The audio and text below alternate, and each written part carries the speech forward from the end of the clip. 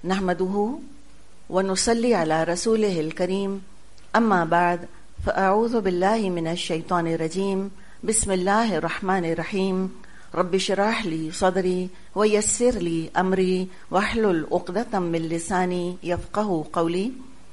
سورۃ آل عمران آیت نمبر 130 سے 133 تک انشاءاللہ ہم کرتے ہیں ابھی. اور یہاں پر ہم دیکھ رہے ہیں کہ احد کا ذکر چل رہا ہے، تذکرہ احد کا ہے. احد میں مسلمانوں کے ہاتھ آئی فتح نکل گئی تھی. دیکھیں یہ سب سے زیادہ محتاط جملہ ہے احد کے بارے میں کہنا. عام طور پہ ہم سنتے یہ ہیں کہ احد میں شکست ہوئی، احد میں شکست ہوئی. اور کل ہم نے اس کے بارے میں بات کی تھی کہ شکست تو وہ ہوتی ہے جب دشمن آ کر قبضہ کر لے ملک کے اوپر، یا دشمن قیدی بنا لے، یا اس کو مال غنیمت حاصل ہو جائے، تو اس کو کہا جائے گا کہ شکست دے دی. جیسے مسلمانوں نے بدر میں شکست دی تھی، ان کے 70 قید کیے تھے. احد میں مسلمانوں کا ایک فوجی، ایک بھی صحابی قید نہیں ہوئے، ناٹ ایون ون. کوئی مال غنیمت نہیں لیا انہوں نے، مدینے کی طرف تو انہوں نے رخ بھی نہیں کیا. تو ہم محتاط ترین جملہ یہ ہے کہ ہاتھ آئی فتح نکل گئی. یوں سمجھیں کہ ڈرا ہو گئی ہے جنگ. احد کو ہم بیسٹ کیا کہیں گے کہ اٹ واز اے ڈرا، کوئی نہیں جیتا اس کے اندر. اب یہ جو جیتی جنگ ہاتھ سے نکلی، اس کی کچھ وجوہات بھی ہیں. کچھ ایکسٹرنل وجوہات ہیں، لیک آف ڈسپلن وغیرہ، اور کچھ انٹرنل وجوہات بھی ہوتی ہیں جن کا تعلق انسان کے پچھلے اعمال سے ہوتا ہے. تو ان کی طرف بھی توجہ دلائی جا رہی ہے. دیکھیے بدر تو مسلمانوں نے کلیئر جیتی تھی نا، فرقان، یوم الفرقان اس کو کہا گیا. اس پر ہم سورہ انفال میں تبصرہ پڑھیں گے. جیت کے اوپر اتنا لمبا تبصرہ نہیں آیا بدر پر جتنا کہ احد پر آیا ہے.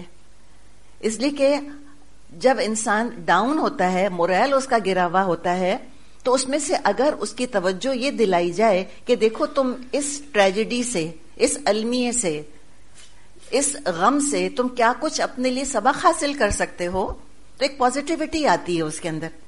تو یہی قرآن کا انداز ہے. قرآن جو ہے نا سولوشن اورینٹڈ ہے، یہ پرابلم اورینٹڈ نہیں ہے.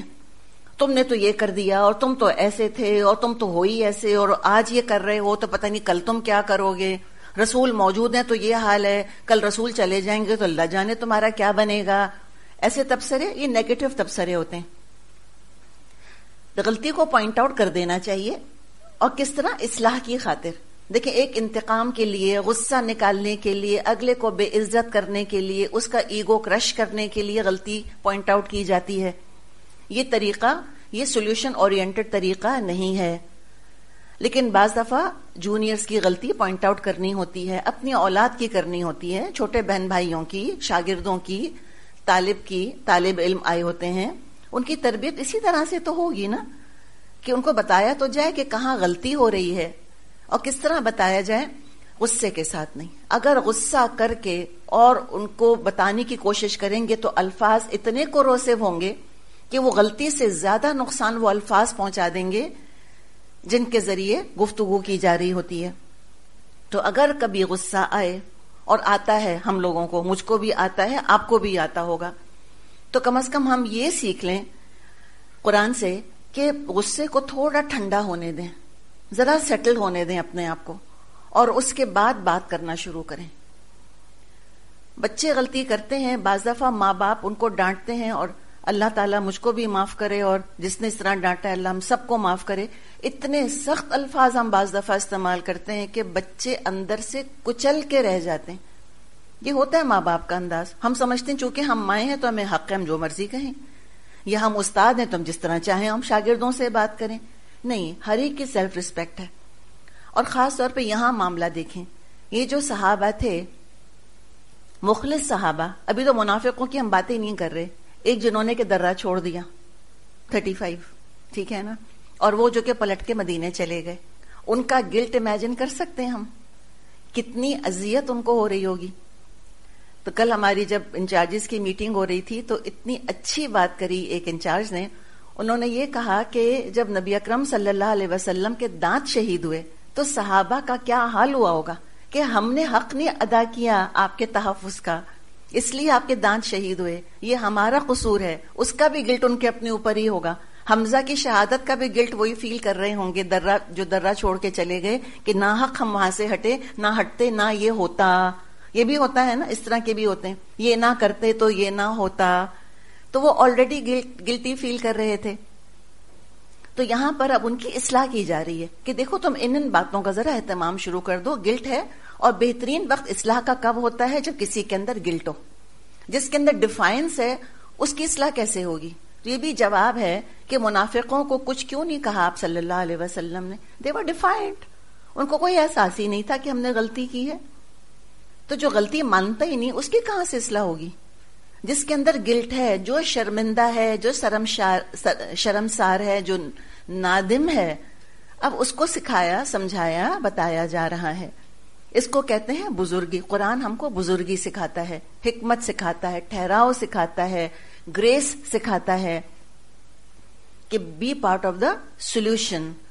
تو اب یہ ان کو سمجھایا جا رہا ہے کہ دیکھو یا ایھا الذین آمنو، اے لوگو جو ایمان لائے ہو، لا تاکلوا الربا، تم سود نہیں کھاؤ، اضعافا مضاعفا، بڑھتا چڑھتا، واتقوا اللہ، اور اللہ کا تقوی اختیار کرو، لعلکم تفلحون، امید ہے کہ تم فلاح پاؤ گے.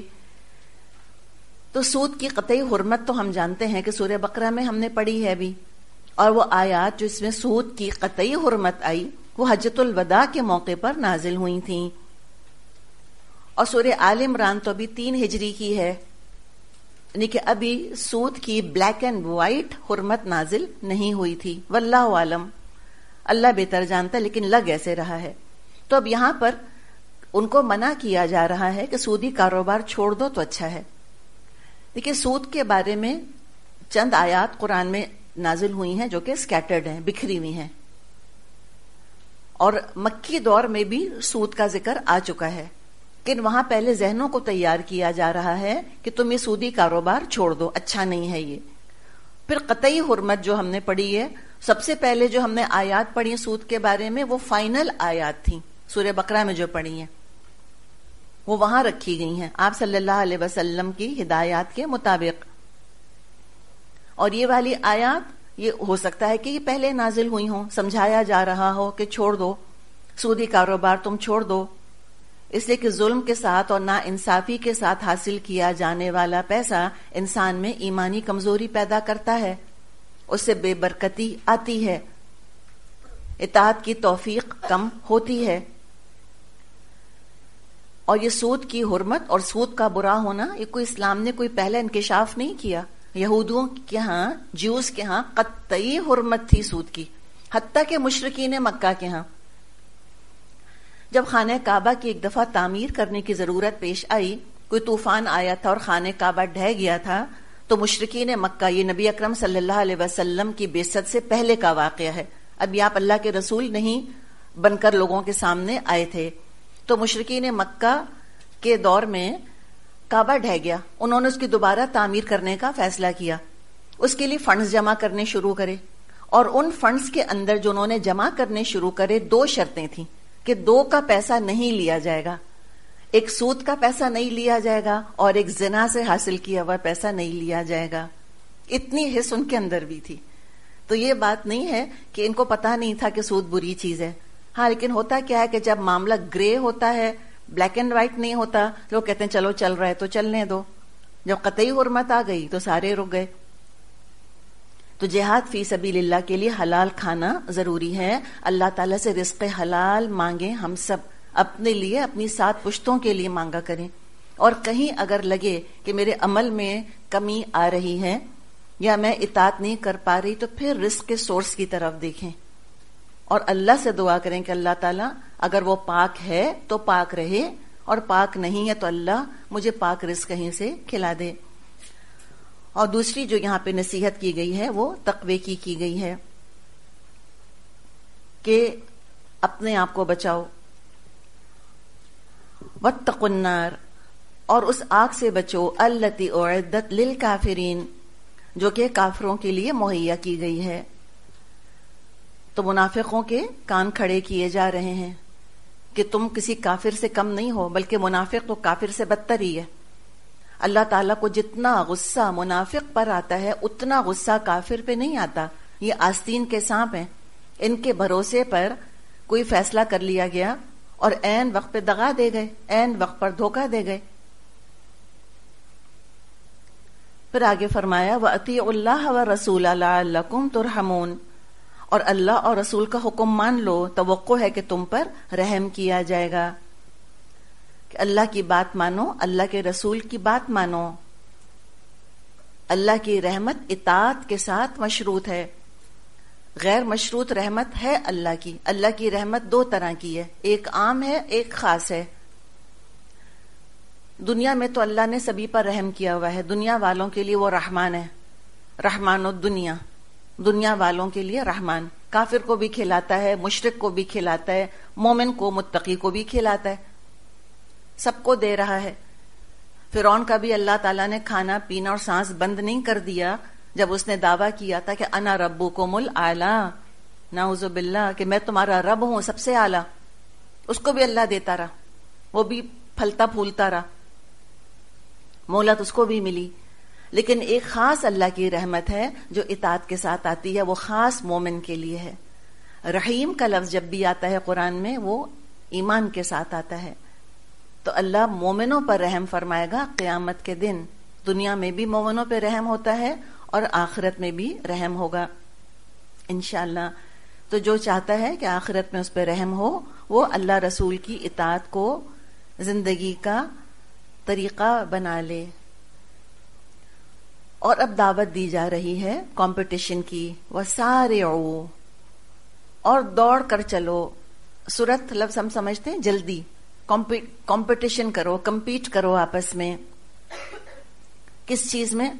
دنیا کی کمپٹیشن تو سبھی کو پتا ہے کہ دنیا میں لوگ کس کس طرح کمپیٹ کیا کرتے ہیں، کن کن چیزوں میں مقابلہ بازیاں ہوتی ہیں۔ یہاں ایک اور میدان کھولا جا رہا ہے ہمارے سامنے کہ یہ بھی دیکھو، تم ایور لاسٹنگ فائدہ حاصل کرنے کے لیے کمپیٹ کرو۔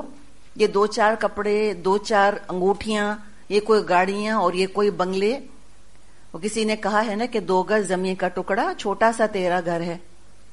یہ عالی شان بنگلے کسی کے کام نہیں آنے والے، ٹھیک ہے، جب تک ہیں اللہ کی نعمت ہے الحمدللہ۔ اتنا دل نہیں لگانا ان کے اندر کہ پھر انسان دوسرا کمپٹیشن کا میدان چھوڑی بیٹھے۔ تو اس طرف اشارہ کیا جا رہا ہے۔ شاید بائبل میں کچھ اس طرح کی باتیں آتی ہیں کہ ایک بہت چوڑا دروازہ ہے لیکن آگے جا کے وہ بہت راستہ پتلا اور تنگ ہو جاتا ہے، اور ایک بہت تنگ دروازہ ہے، ایک کتاب یہ تھرو دا نیرو گیٹ، تو چھوٹا سا دروازہ ہے لیکن آگے جا کے وہ راستہ بڑا وسیع ہو جاتا ہے۔ تو یہ 2 دروازے ہیں زندگی میں، تو کون سا ہے؟ جو کہ دروازہ بہت وسیع ہے، آگے بہت تنگی ہے، دنیا کا مقابلہ، دنیا کا کمپٹیشن۔ اور وہ کون سا دروازہ ہے جو کہ شروع میں بہت تنگ ہے اور آگے بہت وسعت ہے اس میں؟ وہ ہے آخرت میں کمپٹیشن کا دروازہ۔ تو سارعوا، اور مقابلہ بازی کرو، الی مغفرۃ من ربکم، اپنے رب کی بخشش کی طرف، اپنے رب کے بخشش کی طرف تم دوڑو، وجنت، اور جنت کی طرف دوڑو، یعنی انتظار نہیں کرو، ارضها السماوات والارض، جس کا کہ عرض ہے آسمانوں اور زمین کے برابر، اعدت للمتقین، جو کہ متقیوں کے لیے تیار کی گئی ہے۔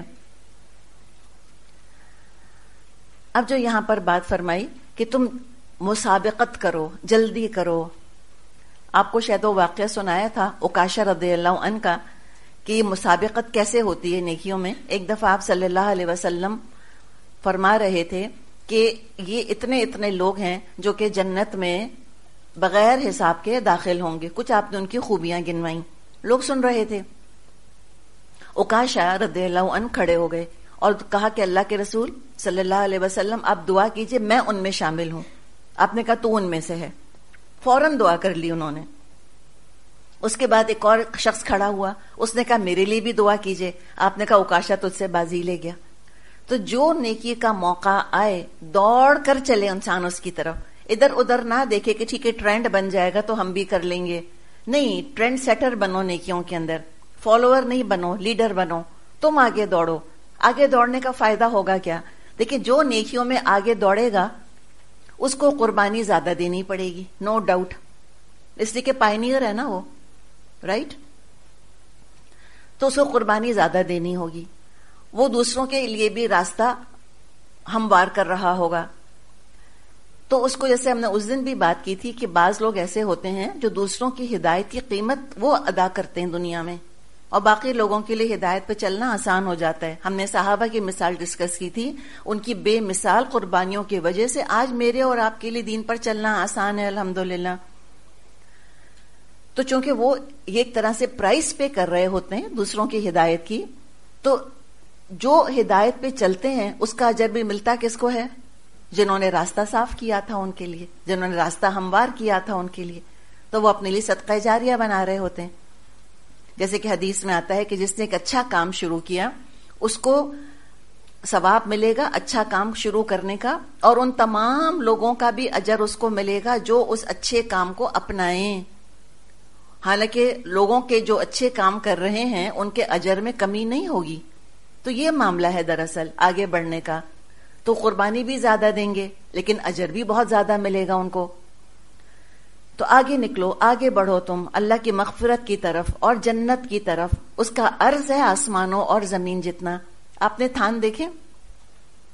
تھان دیکھا ہے آپ نے؟ تھان کا ایک عرض ہوتا ہے اور ایک اس کی لمبائی ہوتی ہے. تو زیادہ طویل کیا چیز ہے، عرض کے طول؟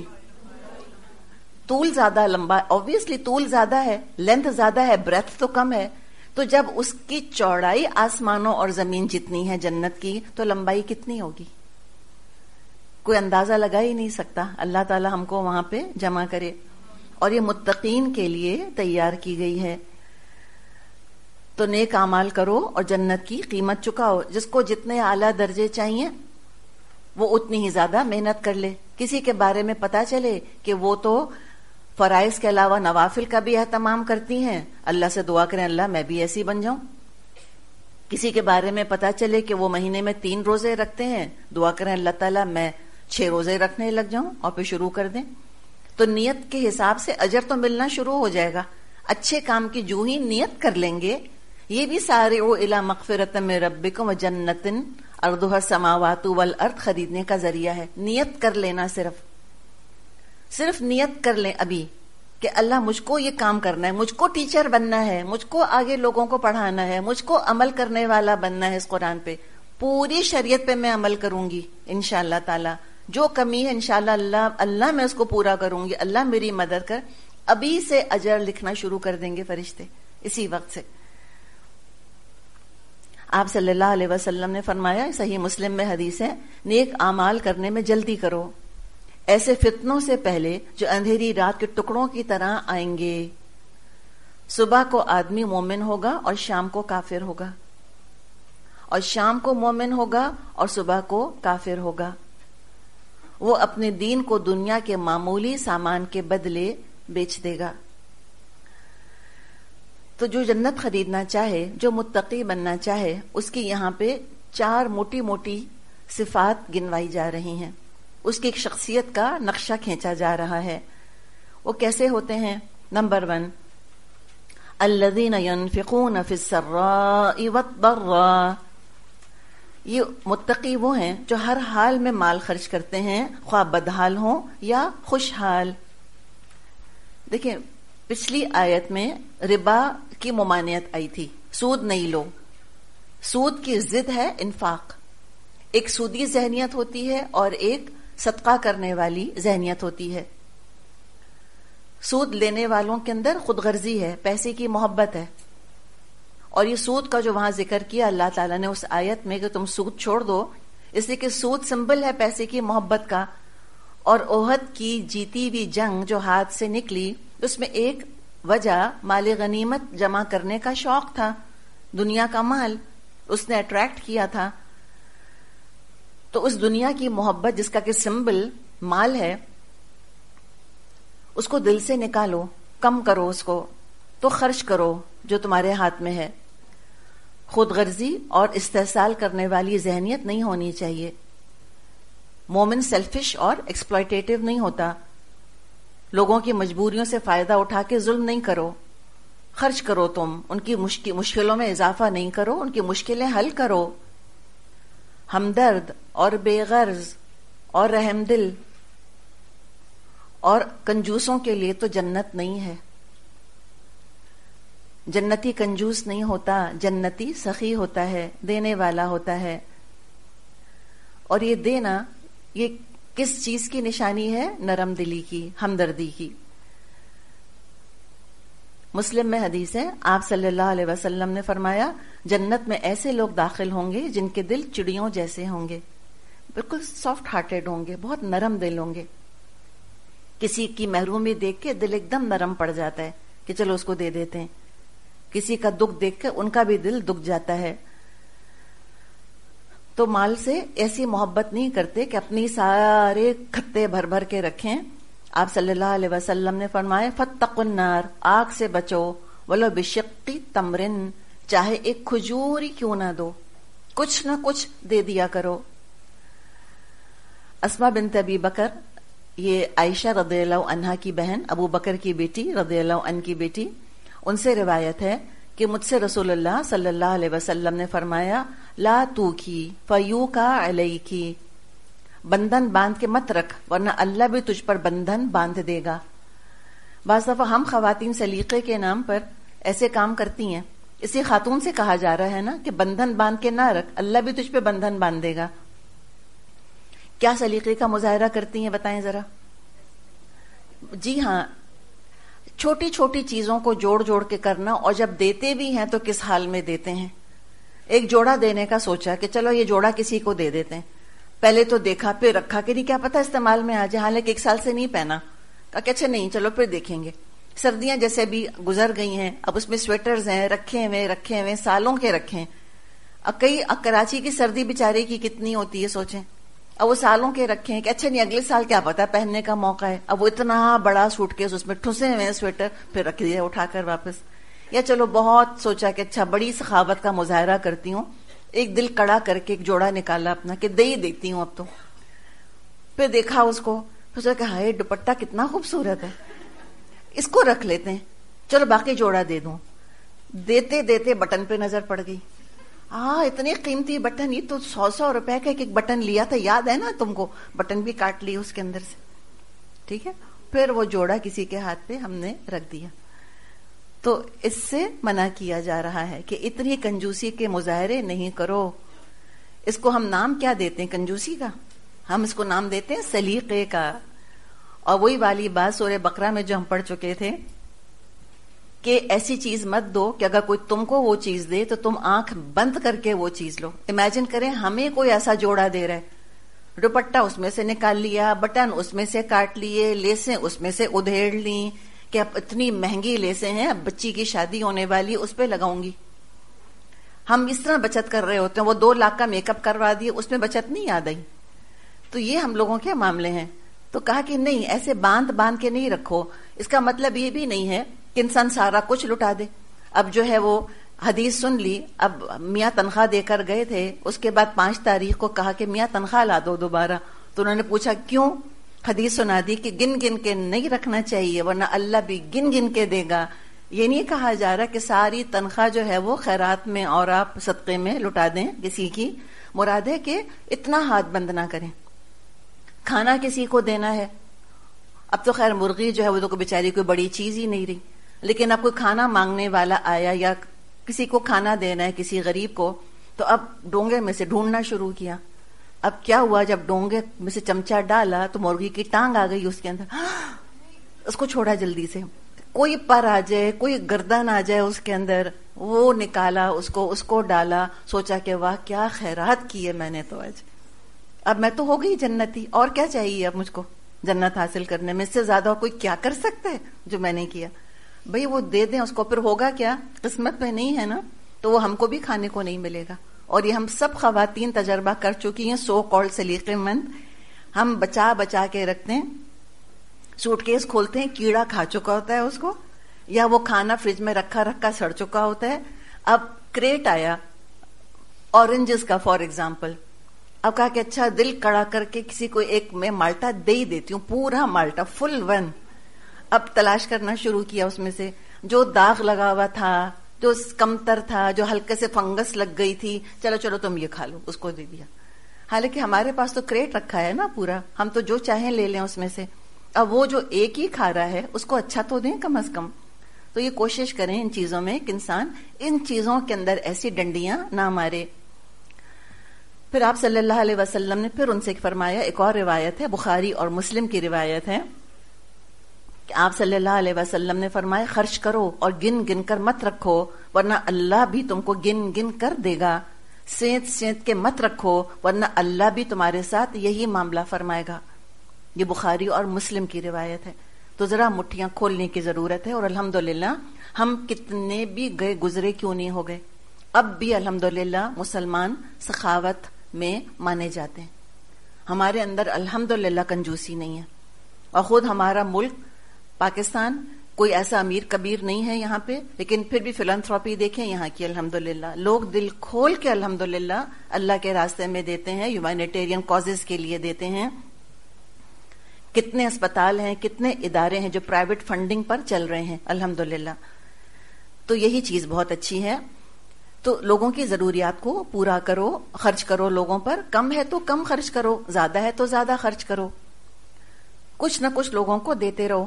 اکثر خیال آتا ہے کہ پھر جو فقیر ہیں مانگنے والے، ان کے ساتھ کیا معاملہ کریں. تو اس کے بارے میں بھی شاید ہم نے پہلے بات کی تھی کہ آپ اپنی سواری میں اگر آپ کے پاس گاڑی ہے تو کوئی بسکٹ وغیرہ رکھ لیں، کوئی سویٹس رکھ لیں، کوئی چیز جو کہ پیریشیبل آئٹمز نہیں ہیں وہ رکھ لیں گاڑی کے اندر. جو مانگنے آئے اس کو دے دیں. تو یہ بھی نہیں ہوگا کہ ہم کوئی گداگری کی حوصلہ افزائی کر رہے ہیں. ان خرابیوں کو بھی ہم انکریج نہیں کر رہے ہوں گے جو گداگری کے ذریعے پھیل رہی ہیں. اور کچھ نہ کچھ مانگنے والے کے ہاتھ پہ رکھ تو دیا نا کم از کم. تو تھوڑا یا زیادہ دے ضرور دے انسان. اچھا ہوتا پھر کیا ہے کہ بعض دفعہ لوگ سخی ہوتے ہیں، لوگوں کی جسمانی ضروریات خواہشات پوری کر دیتے ہیں. ایسے لوگ ہوتے ہیں جو خاندان والوں پر اور محتاجوں پہ خرچ کرتے ہیں، لیکن ساتھ ہی ساتھ پھر غصے کے بہت تیز ہو جاتے ہیں. وہ بات بہت سختی سے کرتے ہیں، خوب ڈانٹ ڈپٹ بھی ان کو کرتے ہیں. اور پیسے والوں میں یہ عیب پایا جاتا ہے، سب میں نہیں لیکن عام طور پہ. ایک ایٹیٹیوڈ کے ساتھ دیتے ہیں، دیتے تو ہیں لیکن ایک ایٹیٹیوڈ کے ساتھ دیتے ہیں. ایک خاص ان کا متکبرانہ انداز ہوتا ہے دینے والا. جیسے ہمارے یہاں کلچر ہے، ساری دنیا میں تو کلچر نہیں ہے لیکن یہاں انڈیا پاکستان میں کلچر ہے میڈز وغیرہ کا، نوکروں کا. اب کوئی میڈ آئی ہے مانگنے کے لیے مثال کے طور پہ، اور کچھ ہوتی ہیں کہ پتہ چلا فلاں آئی ہے، ہمیں پتہ ہے وہ کیوں آئی ہے، وہ مانگنے ہی آئی ہوگی نا، ضرورت ہے. تو اس کے اچھا بٹھاؤ آتے ہیں ہم. یہ انداز اختیار نہیں کرنا چاہیے. اب پتہ ہے نا کہ وہ ضرورت مند ہے، وہ مانگنے آئی ہے، جائیں سلام کریں، گلے لگائیں، پوچھ لیں چائے پیوگی، ایک چائے کی پیالی پلانے سے کچھ نہیں ہوگا. اور یہ ہمارا عجیب معاملہ ہے کہ ہم 100 لوگوں کو کھانا کھلانے میں ہم کو کوئی پرابلم نہیں فیل ہوتا. بعض دفعہ صدقے کے طور پہ گھر کے لوگوں کو جو گھر کے ملازم ہیں ان کو کھانا دینے میں سب سے زیادہ کنجوسی محسوس ہوتی ہے. تو کسی کو اگر دے رہے ہیں، اس کے ہاتھ پہ پیسہ رکھ رہے ہیں تو اس کی عزت کا خیال رکھ کے پیسہ دینا.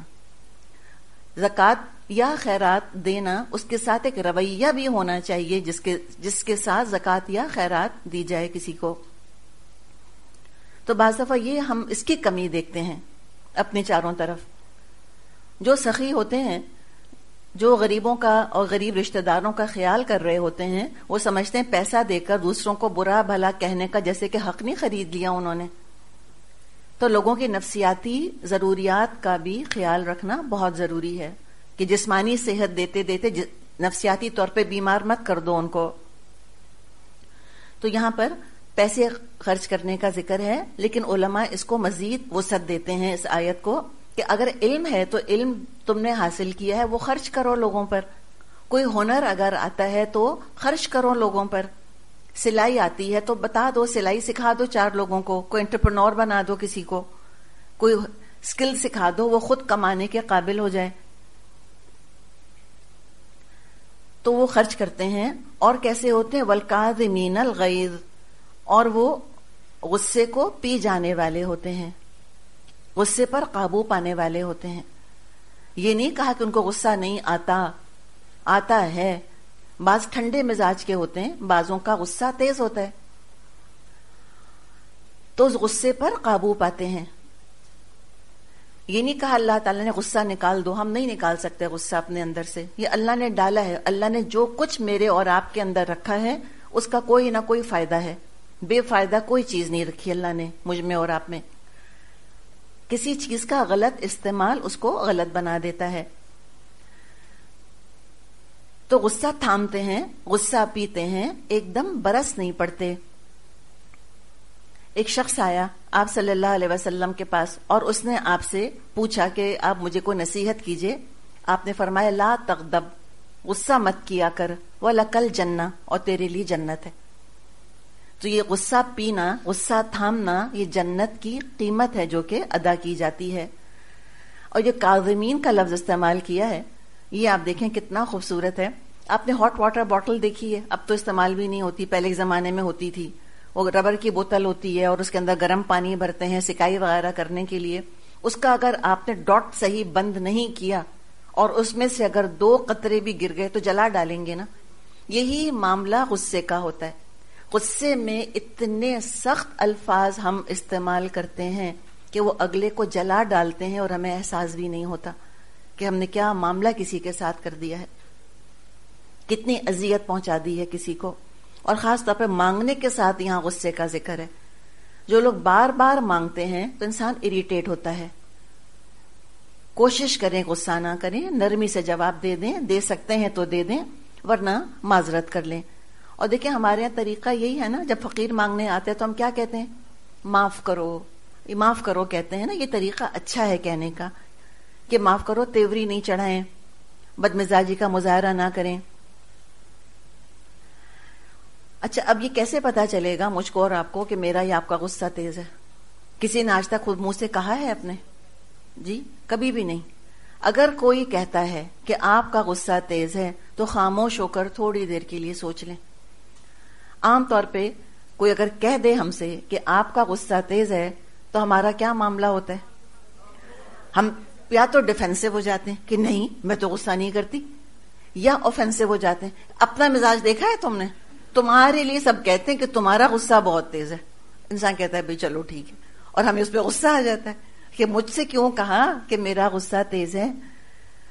تو لہذا بعض دفعہ جب ہم اس طرح ریئیکٹ کرتے ہیں تو پھر لوگ غلطی پوائنٹ آؤٹ کرنی چھوڑ دیتے ہیں ہماری. کہتے ہیں بھائی کون بھڑکے چھتے کو کون چھوئے، رہنے دو. تو خاص طور پہ جب پیسہ انسان دے رہا ہو تو پیسہ دیتے ہوئے تو بہت ہی خصوصی طور پہ نرم لہجے کی ضرورت ہے تاکہ ہمارا صدقہ ضائع نہ ہو. لیکن غصہ روکنا، کاظمین الغیظ کا جو ذکر کیا، غصہ روکنا یہ بہت بڑا ہیلنگ فیکٹر ہے. اس سے مرہم رکھا جاتا ہے چیزوں کے اوپر. بعض لوگ مال دینے میں سخی ہوتے ہیں، یعنی پیسے کا صدقہ تو کر دیتے ہیں مگر اپنی عزت نفس کا صدقہ نہیں کر سکتے. کوئی ان کو تکلیف پہنچا دے یا ان کی حق تلفی کرے تو اس کو معاف نہیں کر سکتے، تو وہ اپنے آپ کو بھی ہیل نہیں ہونے دیتے نا. تو انسان غصہ نہ کرے، اس وقت خاموش ہو جائیں، تھوڑی دیر کو چپ ہو جائیں. اور اس کے بہت طریقے بتائے گئے ہیں احادیث میں کہ انسان اعوذ باللہ من الشیطان الرجیم پڑھ لے، کھڑا ہے تو بیٹھ جائے، بیٹھا ہے تو لیٹ جائے، یا جا کر وضو کر لے. لیکن یاد رہے تب نا، وہ تو سارا غصہ کرنے کے بعد یاد آتا ہے کہ وضو کر لینا چاہیے تھا اس وقت. پھر ہم سوری کہتے پھرتے ہیں کہ آئی ایم سوری. وہ غصے کا جو ڈیمیج ہے، اس ڈیمیج کنٹرول میں کتنا وقت لگتا ہے انسان کا. اور جتنا غصہ تھکاتا ہے انسان کو، لگتا ہے کہ ساری انرجی ڈرین ہو گئی ہے. تو اپنے آپ کو بالکل ہائپر نہ ہونے دیا کریں اور دوسرے پہ الزام مت رکھیں. اپنا کنٹرول کسی کے ہاتھ میں دینے کی ضرورت نہیں ہے. عام طور پہ کیا کہتے ہیں کہ میرا مزاج ایسا تھوڑی تھا، اس سسرال والوں نے مجھے ایسا کر دیا، یہ تو بچوں کی وجہ سے مجھے غصہ آنے لگ گیا، یہ دلاتے ہیں غصہ مجھ کو، یہ بچے غصہ دلا دیتے ہیں، وہ فلاں غصہ دلا دیتا ہے مجھ کو. نہیں، یہ کیسے ہو سکتا ہے؟ ہم ٹی وی کا ریموٹ نہیں دیتے کسی کے ہاتھ میں، تو اپنا ریموٹ کیوں دے دیا دوسروں کے ہاتھ میں کہ جو مرضی وہ انہوں نے بٹن دبایا ہمارا اور ہم نے غصہ شروع کر دیا؟ نہیں، پہلے مانے کہ اپنے غصے کو کنٹرول کرنا میری ذاتی ذمہ داری ہے، مجھے کرنا ہے یہ کام. اور کوئی غصہ دلائے گا، اس لیے انسانوں کا معاشرہ ہے، 10 طرح کے حالات واقعات ہوتے ہیں، 10 طرح کے لوگوں سے انسان کا پالا پڑتا ہے. ظاہر ہے سارے تو ایسے نہیں ہے کہ جو ہمارے دل کو باغ باغ کریں گے، ہر طرح کے لوگ ہیں اور ہمارے بھی مزاج ہیں اپنے. تو یہ ارادہ کریں کہ اپنے غصے کو مجھے قابو خود کرنا ہے. علماء کہتے ہیں کہ بہت غصہ آئے تو نیچے والا، اپنے دانتوں سے نیچے والا ہونٹ پکڑ لیں، ایسے کر کے کس کے. اس میں کسی نے ایک واقعہ سنایا کہ ایک پیر صاحب تھے، اور وہ پیر صاحب عقل مند پیر صاحب تھے، کوئی سائیکالوجی پڑھی ہوگی انہوں نے. ایک عورت آئی، کہنے لگی کہ میرے گھر میں لڑائیاں بہت ہیں، جھگڑے بڑے پڑے ہیں میرے گھر میں. تو انہوں نے کہا اچھا تجھ کو تعویذ دیتا ہوں، لیکن ہے بڑا جلالی تعویذ. کرنا یہ ہوگا کہ جب ساس لڑنے آئے، جب شوہر لڑنے آئے، دوڑ کے جا کے تعویذ دانتوں میں دبا لینا اور گرنے نہ پائے، گرنا نہیں چاہیے تعویذ. یہی کیا اس عورت نے. تو کیا خیال ہے آپ کا، کیا ہوا ہوگا؟ معاملات بہتر ہوئے ہوں گے نا، یقیناً ہوئے ہوں گے. تو یہ ہے کہ خاموش رہنے سے بہت بڑی بڑی باتیں بہت چھوٹی چھوٹی ہو جاتی ہیں. چپ رہ کے تو ہم دیکھیں، پہاڑ کی رائی بنتی ہے صرف خاموش رہنے سے، بس چپ رہنے سے. اچھا ہمارا بھی چپ رہنا غصے میں ایک نرالا ہی ہوتا ہے. اب سن لیا نا کہ غصے میں چپ رہنا چاہیے، اب ہو گئی میاں سے لڑائی، اب وہ کہہ رہے ہیں کیا حال ہے، ناشتہ لگ گیا. بھئی یہ کوئی طریقہ ہے چپ رہنے کا؟ یہ تھوڑی کہا جا رہا ہے. غصے میں چپ رہنا غصے میں بولنے سے زیادہ مشکل ہے، بہت زیادہ مشکل ہے. تو اس طرح خاموش رہنا کہ ان کو اندازہ نہ ہو کہ ہم نے بہت برا مانا، رائٹ. تو یہ بہرحال تقریر کرنا بہت آسان ہے میرے لیے، اور آپ کے لیے سننا بھی اس وقت بہت ہی فنی اور مزے کا ہے. جب پڑھے گی جب پوچھیں گے. اب یہ بتائیے گا ذرا کہ کون سے وقت پہ غصہ آئے اور کیا ٹیکنیک استعمال کریے. میں خیال ایک فہم میں سوال ہونا چاہیے اس کے اوپر کہ اس دفعہ آپ نے غصہ کنٹرول کرنے کی کون سی ٹیکنیک اپلائی کری. آپ کچھ کہہ رہی ہیں؟ آپ کچھ کہہ رہی ہیں؟ جی یہ کہہ رہی ہیں اب اگر چپ ہو جائیں گے تو دوسرے کو کیسے پتا چلے گا کہ اس نے غلط بات کی ہے. بالکل صحیح سوال ہے ان کا. دیکھیں اس وقت تو ہم خاموش ہو جائیں گے غصے میں، لیکن اصلاح کرنی ہے نا، وہ طریقہ قرآن سکھا رہے. ہمارے ہاں غصے کو بہت زیادہ ایک طرح سے گلوریفائی کر لیا گیا ہے کہ ہم تو مغلوں کی اولاد ہیں، ہمارے ابا حضور تو قتل کروا دیتے تھے، تو لہٰذا ہم تو غصہ کریں، ہم بڑے خاندانی ہیں. یہ طریقہ ہوتا ہے. یا وہ اس کو غصے کو ایڈز میں اور فلموں میں اور زیادہ گلوریفائی کیا کہ اب وہ غصہ کر کے منہ پھلا کر بیٹھ گئیں. اب وہ جو ہیرو ہے، اور اللہ جانے کہاں ملتے ہیں ایسے ہیرو جو ایسے ہسبینڈ ہوتے ہیں، وہ چائے کی پیالی لے کر آ رہے ہیں. وہ ایک ایڈ دیکھا تھا کبھی ٹی وی کے اوپر کہ وہ خفا ہو گئی ہیں بیگم صاحب. اب میاں صاحب کچن میں گئے، انہوں نے چائے بنائی، کبھی کھڑکی سے چائے کی پیالی پکڑا رہے ہیں، کبھی دروازہ نوک کر رہے ہیں ان کے لیے. ہم یوں حسرت سے دیکھ رہے ہیں اس کو، ایڈ کو بھی اور میاں کو بھی، دونوں کو. یا یہ کہ وہ غصے میں تو گلاب کا پھول لگتی ہو. کبھی اپنی شکل دیکھیں، ہم کبھی آئینہ دیکھیں جب غصہ آ رہا ہو، اپنی شکل دیکھ کے سچ ہم خود نہ ڈر جائیں. اتنا انسان کی جب تیوری چڑھتی ہے اور گلے کی رگیں پھولتی ہیں اور جس طرح ہم چیخ رہے ہوتے ہیں، اور اللہ تعالیٰ نے کہا ہے کہ ان انکر الاصوات لصوت الحمیر، آوازوں میں سب سے بری آواز گدھوں کی آواز ہوتی ہے. تو اس میں کوئی خوبصورتی نہیں ہے، اس کے اندر کوئی آنر نہیں ہے، اس میں کوئی خاندانی ہونے کی علامت نہیں ہے. ہم اپنے رسول صلی اللہ علیہ وسلم کی امت ہیں، ہم ان کی بیٹیاں ہیں، ہمیں اپنے ابو جیسا مزاج بنانا ہے انشاءاللہ تعالی. تو کاظمین الغیظ، اور دوسری بات کیا، عافینا عن الناس، معاف کر دیں لوگوں کو، جانے دیں. صبر اور حلم کی علامت ہے. اور دیکھیں علم کے ساتھ تو حلم بہت ضروری ہے. اب میں اور آپ علم حاصل کر رہی ہیں، ہم افورڈ نہیں کر سکتے کہ ہم اپنا تماشا بنائیں اس طرح گھروں کے اندر. ورنہ آپ یہ سوچیں کہ جو ارد گرد کے لوگ ہیں وہ کیا سوچیں گے ہم کو دیکھ کر کہ قرآن پڑھ کے یہ مزاج ہے ان کا. اب تو ہونا یہ چاہیے کہ گھر والے یہ کہیں کہ پہلے بہت غصہ کرتی تھی، قرآن پڑھ کے دیکھو کیا امپروومنٹ ہوا ہے، کتنی نرمی آ گئی ہے، کتنی مسکراہٹ آ گئی ہے چہرے کے اوپر، تاکہ لوگ اٹریکٹ ہوں اس کی طرف. یہ ہے ہمارا چلتا پھرتا ایڈورٹیزمنٹ جو ہمیں بنانا ہے. ورنہ تو لوگوں کے اندر خوف بیٹھ جائے گا قرآن کا. وہ کہیں گے قرآن پڑھ کے مزاج اتنا پہلے سے زیادہ غصہ ہو گیا ان کا، وہ قرآن کو ہاتھ نہیں لگانا چاہیں گے آگے. تو لہذا یہ دیکھیں کہ وقت کے ساتھ قرآن پڑھتے پڑھتے پڑھتے پڑھتے حلم کتنا آیا، ٹھہراؤ کتنا آیا، صبر کتنا آیا. ہم تو حجاب کے اندر ہی کھو جاتے ہیں، بس دیٹس اٹ، ہم سمجھتے ہیں دیٹس اٹ، اور اس کے آگے کچھ اور دنیا ہے ہی نہیں. وہ بھی ہے، کوئی انڈر ایسٹیمیٹ نہیں کر رہا، نہ نماز کو اور نہ حجاب کو، نہ ان چیزوں کو، نہ داڑھی کو ہم نے انڈر ایسٹیمیٹ کر رہے. لیکن یہ اندر کا تزکیہ یہ سب سے اہم ترین چیز ہے. تو دوسروں کو معاف کر دیں. نشانی کیا ہے دوسروں کو معاف کرنے کی؟ نشانی یہ ہوتی ہے کہ اس کا دوبارہ ذکر نہیں کرنا، اس واقعے کا کسی کے سامنے ذکر نہیں کرنا، اور نہ اس شخص پر جتلانا ہے کہ تم نے تنگ تو بہت کیا تھا لیکن میں نے معاف کر دیا تم کو. یہ معاف کرنا نہیں ہوتا. فائدہ کیا ہے معاف کرنے کا؟ وہی فائدہ جو ہم نے بات کی تھی ابھی کہ یہ ہیلنگ ہے، یہ زخموں پر مرہم ہے. تعلقات کے زخموں پر مرہم رکھنا ضروری ہے، یہ پارٹ آف دا سولوشن ہے. وہ کیا ہے؟ لیٹ گو، جانے دیں، چھوڑ دیں. forgive and forget. ہم کہتے ہیں میں نہیں بھول سکتی، کوئی بات نہیں، مت بھولیں، معاف کر دیں. اپنے زخم کو بار بار نوچتے رہیں گے تو مجھے بتائیں کہ زخم کبھی ہیل ہوگا؟ کبھی بھی نہیں ہوگا. تو ایک ہی بات، کسی نے تنگ کیا، اور سب نے تنگ کیا ہے ہم کو، کوئی شک نہیں اس کے اندر، بہت لوگوں نے تنگ کیا، اور ہم نے کسی کو تنگ کیا؟ ہم کہتے ہیں نا جی میں کچھ کہوں گی کسی کو، میں تو کچھ نہیں کہتی کسی کو، سب مجھے ہی تنگ کرتے ہیں. جب میں بہو تھی تو ساس نے تنگ کیا، اور جب میں ساس بن گئی تو بہو بہت تنگ کرتی ہے. یہ طریقہ ہے ہمارا؟ نہیں، ایسا نہیں کوئی ہوتا. ہم نے بھی تنگ کیا ہے لوگوں کو، یقیناً ہم نے بھی ماں باپ کو تنگ کیا ہے، ہم نے بھی حق ادا نہیں کیے دوسروں کے جیسے میں ادا کرنے چاہیے تھے. اگر سب ایک دوسرے کو بخشیں گے نہیں، مجھے بتائیں پہ گاڑی چلے گی کیسے آگے؟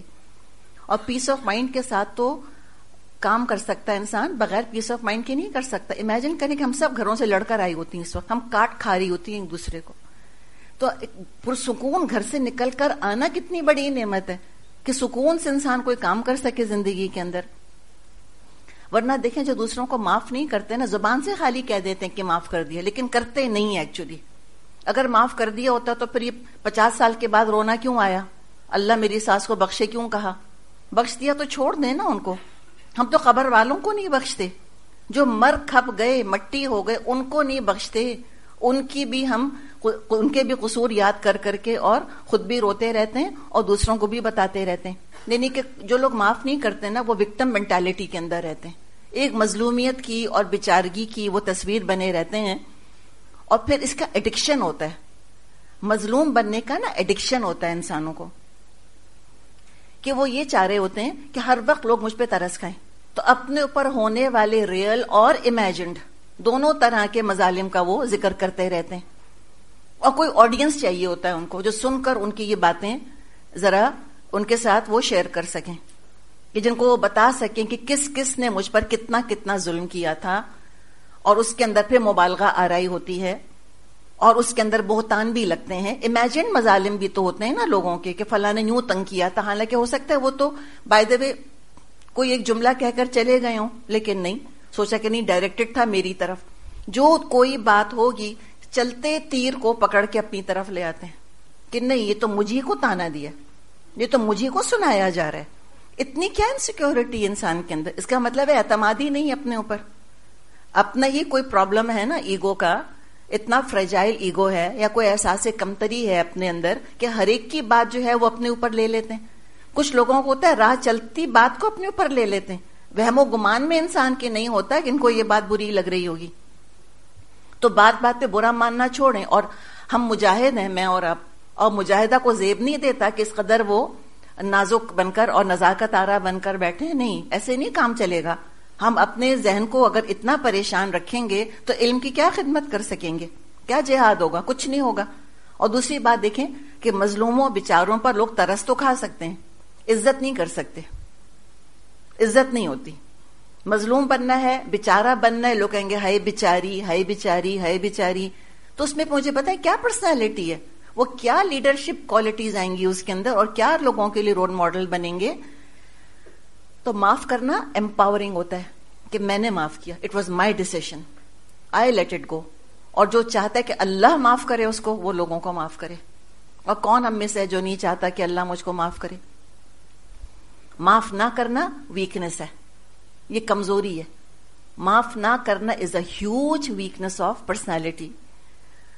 آپ صلی اللہ علیہ وسلم نے فرمایا ہے، میں 3 باتوں پر قسم کھاتا ہوں اور وہ بات تم کو بتاتا ہوں، ان باتوں کو یاد رکھنا.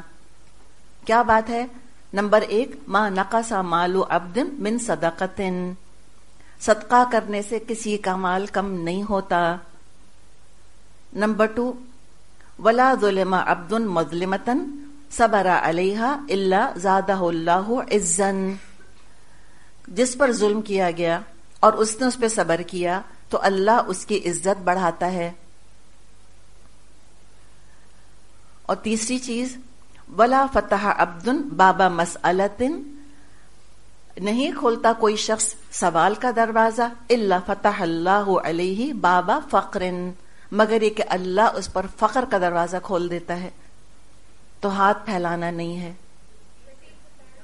3rd والا کہ بندہ جو سوال کا دروازہ کھولتا ہے اللہ اس کے لیے فقر کا دروازہ کھول دیتا ہے. تو عافینا عن الناس، معاف کر دیں لوگوں کو، جانے دیں، چھوڑ دیں. کبھی یاد آئے، اور یاد آ جاتا ہے انسان کو، ہم انسان ہیں نا، بعض دفعہ اور یاد آتا بھی کب ہے؟ ٹیسٹ دیتے ہوئے یاد آیا کبھی کہ کسی نے کیا کیا تھا میرے ساتھ؟ کبھی بھی یاد نہیں آئے گا. دماغ کو مصروف رکھیں. Empty mind is a devil's work shop. اپنے دماغ کو کنسٹرکٹیو کاموں کے اندر بزی رکھیں، اور کبھی یاد آ جائے، اور انسان ہے اور آئے گا یاد، ہم کو یاد آئے فوراً ذہن سے نکالیں کہ بس ہو گیا، bygone is bygone, اب میں نہیں یاد کر رہی اس کو، بس ختم بات. تو تعلقات کو ہیل کرتے ہیں اس طرح سے، ہم معاشرے کو بہتر کرتے ہیں. ہم کو مرہم رکھنے والا بننا ہے، ہم تو تبلیغ کرنے والے ہیں، ہم زخم لگانے والے تھوڑی ہیں. ہم تو ڈاکٹر بن کر آئے ہیں. کنتم خیر امت اخرجت للناس، تم ہو بہترین امت جو لوگوں کے لیے نکالی گئی ہو. ہم اتنے پیٹی، ایسے انتقامی، ایسے زودرنج کیسے ہو سکتے ہیں؟ تو لہٰذا جو ایک مجاہدہ ہوتی ہے وہ سینسیٹیو نہیں ہوتی. کس کے بارے میں؟ اپنے بارے میں. دوسروں کے بارے میں حساس ہوں. EQ پیدا کریں اپنے اندر. ان کے بارے میں سوچیں کہ ان کو کیا برا لگ رہا ہے. ہم کو تو اپنی نبضیں دیکھنے سے فرصت نہیں ملتی بعض دفعہ کہ مجھے کیا برا لگا، ایسا نہیں ہونا چاہیے تھا. ہاں، کہیں غلطی دیکھیں تو آرام سے اصلاح کر دیں. اور غصے میں اگر آواز کو ہم نیچے کر لیں تو بہت فرق پڑے گا. اول تو غصے میں کوشش کریں بات نہ کریں، ٹھنڈا ہونے دیں، اور پھر والیوم کم کریں اور ٹھنڈے لہجے میں بات کرنے کی کوشش کریں، اس لیے کہ اصلاح کی بہرحال ضرورت پیش آتی ہے. تو لہٰذا لوگوں کو معاف کر دیتے ہیں تو غلطیاں بھی معاف کر دیں. قرض لیا ہو وہ بھی معاف کر دیں. ہم نے پیچھے پڑھا تھا. تو معاف کرنے میں اور بھی ایسپیکٹس ہیں، اور بھی چیزیں ہیں. یہ بھی ربا کی ضد ہے بیسکلی، کہ قرضہ دیتے ہیں پھر ضرورت نہیں ہوتی اس پیسے کی تو معاف کر دیتے ہیں. واللہ یحب المحسنین. اس سے بڑا انعام اور کیا ہوگا کاظمین الغیظ والعافین عن الناس کا، کہ اللہ محسنوں سے محبت کرتا ہے. یہ سارے کام کریں گے محسن بن جائیں گے، اللہ ان سے محبت کرے گا. تو یہاں تک ہم دیکھتے ہیں کہ بندوں کے حقوق بیان کیے گئے. اب آگے اپنی ذات کے ساتھ محسن